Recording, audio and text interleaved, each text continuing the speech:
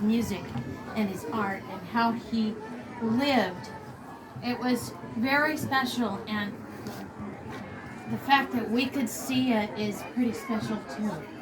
That means we all have different eyes that see magic in people. So many people can't see these things, but we did, and obviously we still do see the magic. So we're going to gather here today to celebrate and to reminisce about the minstrel in love and laughter and probably some tears. I have a footnote here that the happy, sad masks in theater are called sock and buskin in Shakespearean theater, which was, as everybody knows, Ned's big thing. So we are going to do sock and buskin here today. We all gave and received from Ned. What he asked of us was our company. Sometimes he asked us for food and shelter. Sometimes he asked us for weed or brandy. But in return, he gave us everything he had. His trinkets, his music, his singing, his teaching, his examples of the art and life of a minstrel.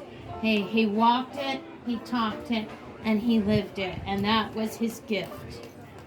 The major gift that he gave us all. That and trinkets. Lots and lots and lots of trinkets. His affection, he was so free with his affection. He gave us Shakespeare and Marlowe, stories, sonnets, and songs, and folk music. Old forgotten music from the 20s and 30s that nobody thought for a long time about, and he brought them all to life for us, and I believe through that helped preserve those musical traditions in minstrelsy here in America in the Renaissance fair. Beautiful. Wikipedia says a minstrel is an entertainer. Initially in medieval Europe, it originally described any type of entertainer, such as a musician, a juggler, an acrobat, a singer, or a fool. And I would like to think that our Ned was probably all of those things. So I don't think I ever saw him juggle. I wouldn't put it past him. I've seen him try. Okay, I think that counts. Yeah, he got through at least 4 catches. Okay, So that's he's a juggler. That's official. That's official. That is official. Okay, so I have one last thing to do before I turn it over to whoever wants to go next.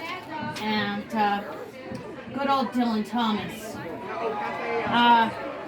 I think all of us knew what a fighter and an irascible, fearless person Ned could be. Mm-hmm. And when his back was up and his dander was up, there was nobody more ferocious or fierce or just downright out of control gonna take care of things.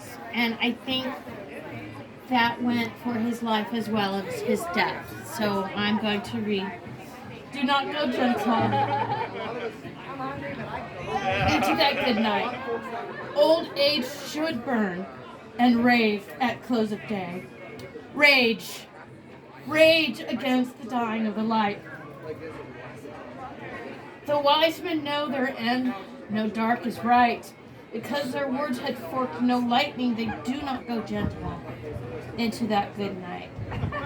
Good men, the last wave by, crying how bright their frail deeds might have danced in a green bay. Rage. Rage against the dying of the light. Wild men who caught and sang the sun in flight and learned too late. They grieved it on its way. Do not go gentle into that good night. brave men near death who see with blinding sight. Blind eyes could blaze like meteors and be gay. Rage, rage against the dying of the light. And you, my father, there on the sad height, curse, bless me now with your fierce tears, I pray. Do not go gentle in that good night. Rage, rage against the dying of the light. And he always did. Yeah. It's a beautiful quote. That was beautiful, Martina. You're amazing.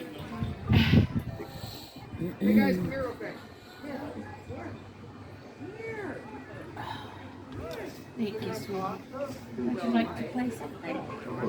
Okay, Nikki's gonna play. Just one. Just the one. So, before I start, you were saying that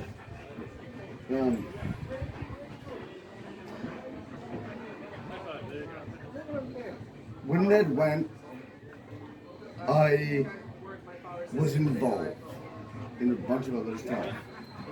I'm not entirely sure I took it. Didn't take it right. You know what I mean? You know what you mean? And Chuck, or some of you may know him as Mouse, said, okay, now that it's done, gotta write that final verse.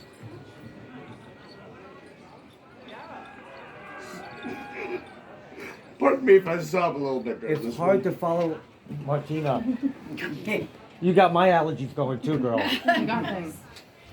Actually, can we crack that bottle?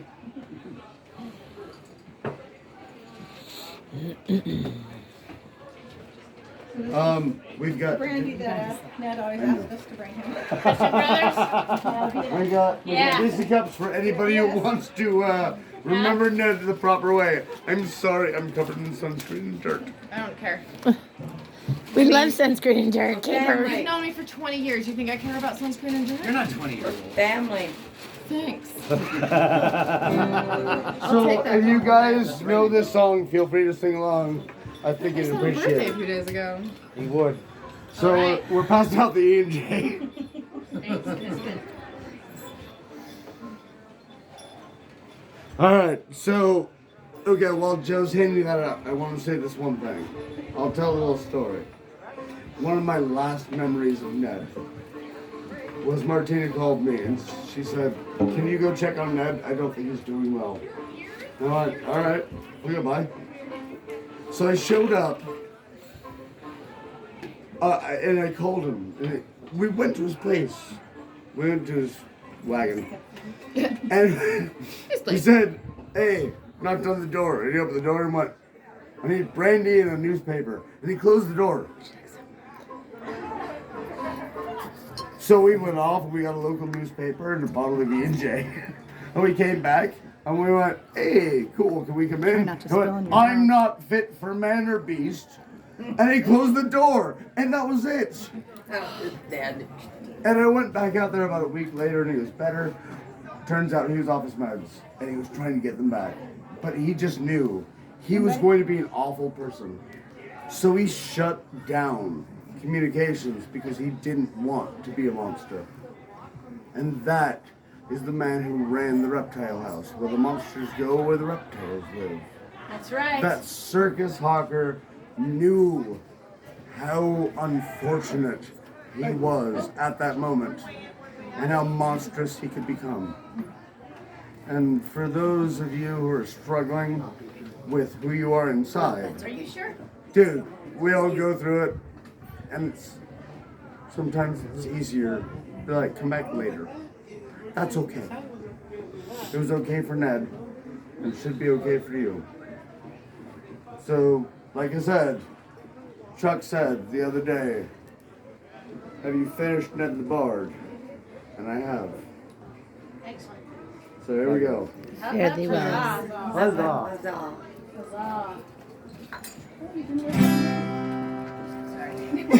I didn't expect that to be that loud.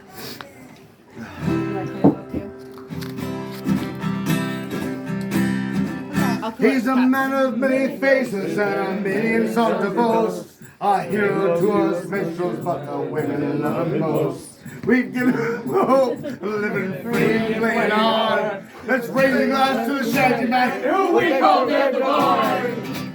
It's okay, Zeus. So I've known Ned since I was young. He taught me how to strive for something like perfection, if only to survive. I've heard most of his stories. No wonder he survived. You never know by looking. He was only 35. He's a man of many faces and a million on the post. A hero to us minstrels, but the women love him most. He's giving us a hope of living free and playing hard. Let's raise the glass to the shanty man who we call Ned the Bard. Well, Ned had worked the circus, and Ned had seen the war, and Ned was there for the first fair so many years before. He was a man of purpose, of literature and arts, and even though he's shuffled off this coil, he's always in our hearts.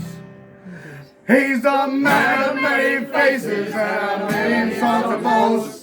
A hero to us minstrels, but the women love him most. He's given us all hope of living free and playing hard. Let's have 3 cheers for the shanty man who we call Ned the Bard. Hip hip huzzah! Hip hip huzzah! Hip hip huzzah! God save the minstrel! God save the minstrel!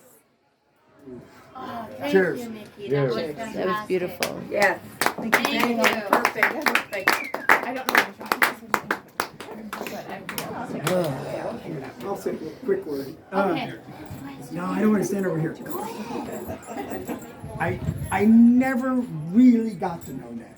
I was an entertainer, but what Ned did the most was respect the other entertainers. Ned would come up to me and hug me. I've known Ned since I think every fair I've ever did in the last 40 years. I heard that voice. You know, I'm like, Ned's here. I know it. Oh, And yes. that Oh, very voice, much. it didn't matter how many people were there. Ned didn't need a Ned's sound there. system. Ned didn't want a sound system. But the He respect didn't need one. that he had for all of the other acts was just, it was phenomenal for me. He would come up and just hug me, and every time I saw him, but I only saw him in passing. You know, I never really, I had a family, so I wouldn't be hanging out with Ned. So, but it just the way it is. But it just something that I always respected was his respect. He just loved us. He loved everybody at fair. Everywhere he went, you see him up in every act, would basically bow down to him, and it just made my life at fair so great to have known him and to have him hug me. It just was really cool. Very small. Very love him. Oh, thank you. Very nice. All right, I actually have something to say too, so I'm gonna just do it. Ned was one of those people who would come into a moment and it didn't matter what was going on or what the energy was, he was going to brighten the moment. He was going to sit down, he was going to sing a song. It was probably something that you might even have to be like, oh, but that was part of what was so amazing about it, what made you comfortable, what drew you in, which made you just love him, because he was like, this is me, be comfortable with it or walk away. But you're laughing too hard to not be comfortable with it, so own it. He was really, really wonderful about that. And I always loved that about him. And he brought a lot of people together. And he brought old school fair and new fair together simply with his song. And I've always appreciated that. And I've also always appreciated that he had this overexuberance of and it got him in trouble a few times, but it also is very much that same core energy of why we all do fair, because we are all individual people who don't necessarily fit into a mold, and we're all here to figure it out together. And he was really, really good about not only understanding that and being open to that, but making glorious songs about it. So, I guess my point is that Ned put so many smiles and so much confidence in so many people's worlds. And that is a true gift that will live on for a very long time. And I certainly know it's one that I will be holding on to for the rest of my existence. Huzzah! Huzzah. Me, I'm next. Okay. Here, hand me the phone.